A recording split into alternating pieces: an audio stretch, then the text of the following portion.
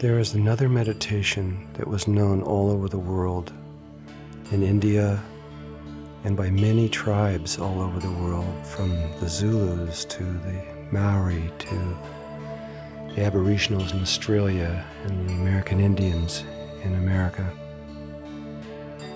It was known even in Hawaii by the Kahunas.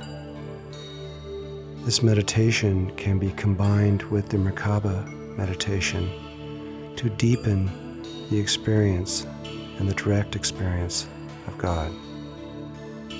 I recommend this, for I find that its use will enhance many other levels of work that you may find yourself doing in this world. It's a beautiful experience.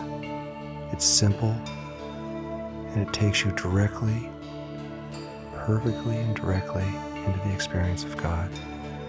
God, of course, is always there, always has been. It's us that needs to know that and to experience that He is here. And so, this is simple, and all you have to do is just close your eyes, and we can begin.